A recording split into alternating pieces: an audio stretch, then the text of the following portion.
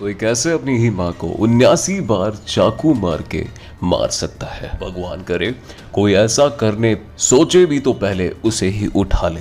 TikTok आज India में बंद हो चुका है पर दुनिया में चल रहा है। इसी टिकटॉक पे कुछ क्रिंज वीडियोस के अलावा कुछ काम की वीडियोस भी देखी जाती थी। जी हाँ, कुछ पुरानी यादें इस टिकटॉक के माध्यम से दोबारा ताजा हो गई। और ऐसा ही कुछ केस था इजाबेला गुज़मैन का। जी हाँ, 18 साल की ये लड़की जिस पर यह आरोप साबित हुआ था, जिसने सन 2013 में अपनी माँ का ही कत्ल किया। और जैसे ही उसका ट्रायल शुरू हुआ तो वैसे ही कुछ वीडियोस निकल कर सामने आई और वैसे ही लोग उसकी वीडियोस पर टिकटॉक पे डुएट्स बनाने लग गए। क्योंकि जैसे ही वो कोर्ट रूम के अंदर आती थी वैसे ही सामने पड़े कैमरास में देख के वो अजीबो गरीब इशारे किया करती थी। और इन्हीं इशारों के पीछे बहुत ही भयंकर, बेदर्द और बहुत ही खतरनाक मर्डर छुपा हुआ था। मैं सच कहूं तो मुझे खुद को समझ नहीं आ रहा था कि लोग इतने सेंसिटिव और इतने भयंकर केस के पीछे मजाक क्यों बना रहे हैं। और आज मैं आपको उसी लड़की इजाबेला गुज़मैन का पूरा केस बताने वाला हूं और ये भी बताऊंगा कि उसके अजीब व्यवहार ने उसे सालों बाद कैसे मशहूर कर दिया। कोलोराडो के अरोरा में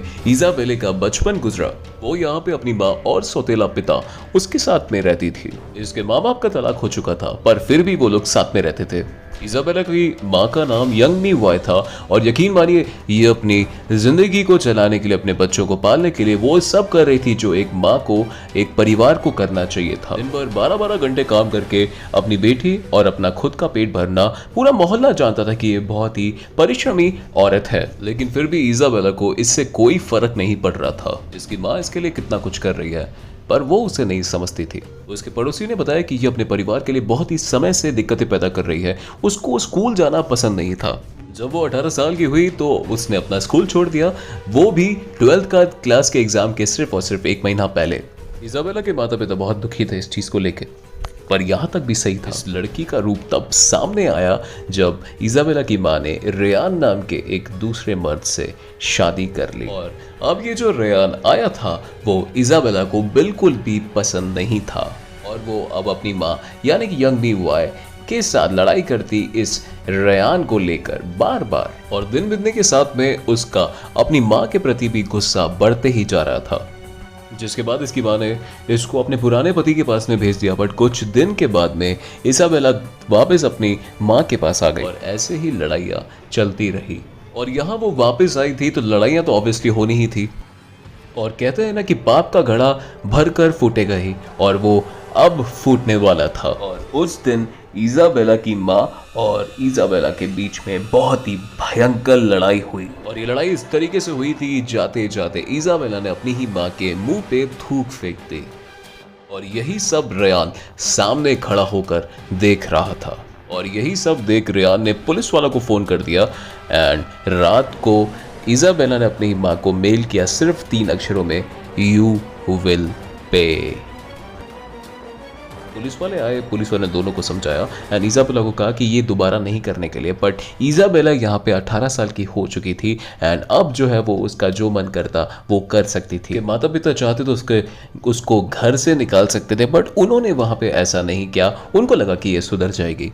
इजाबेला अब अपने कमरे पे चली गई एंड पूरी रात बाहर नहीं आई। इजाबेला की माँ को उससे थोड़ा सा डर लगने लगा। अब वो इस घर में नहीं रहना चाहती थी एंड इसी डरावने सपने को, इस डरावनी सच्चाई को इजाबेला ने अब सच करके दिखाना था। इजाबेला के माता पिता दोनों ही क्रिश्चियन थे और क्रिश्चियन में जेहोवास करके एक प्रजाति होती है एंड यहाँ पे जो है वो किसी प्रकार के फेस्टिवल को मनाया नहीं जाता है।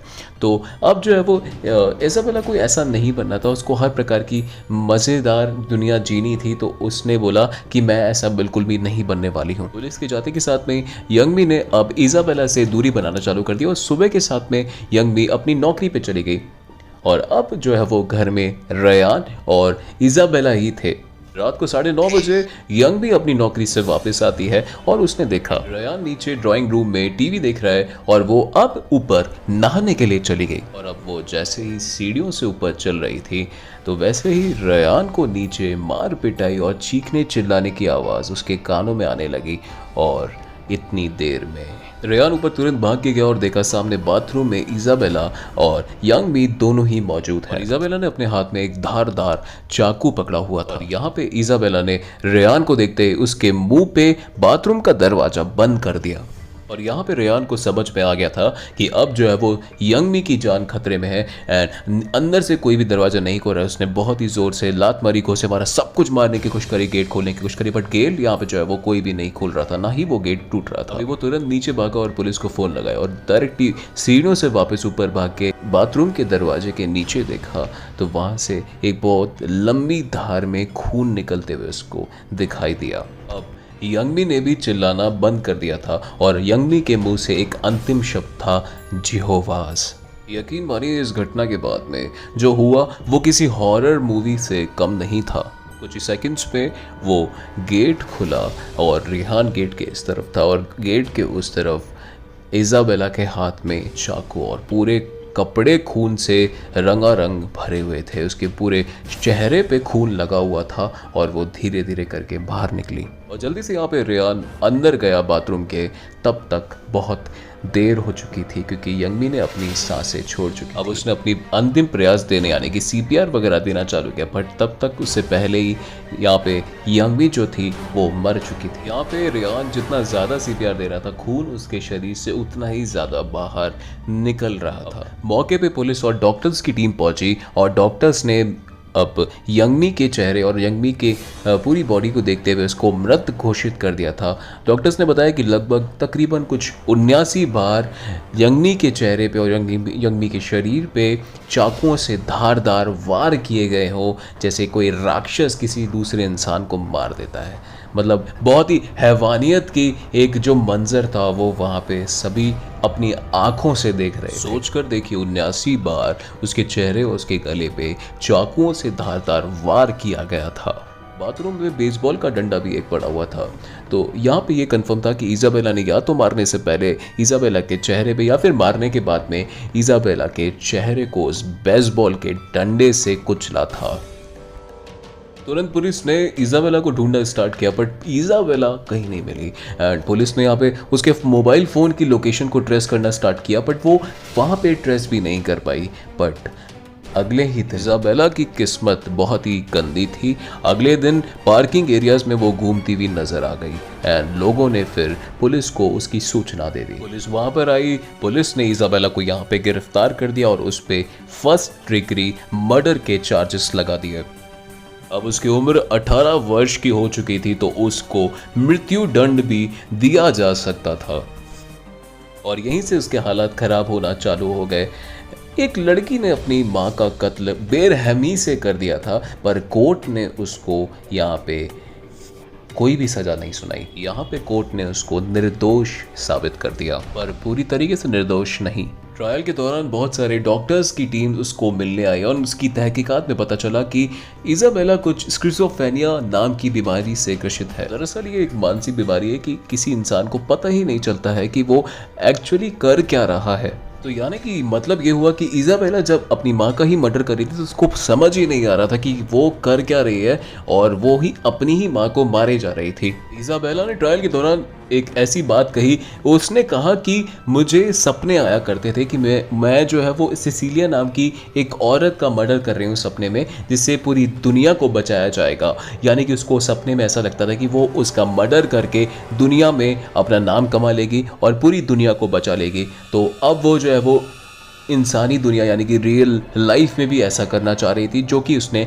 अपनी ही माँ को मार के कर दिखाया। अब यही सारे बयानों के बाद में इजाबेला के ऊपर कोर्ट ने बहुत ही सारी धाराओं को हटा दिया। कोर्ट ने माना कि इस बीमारी के दौरान जो वो इंसान पीड़ित व्यक्ति जो कर रहा है वो सही है या फिर गलत। उसके बाद कोर्ट ने उसको साइकियाट्रिस्ट एक हॉस्पिटल में भर्ती करा दिया।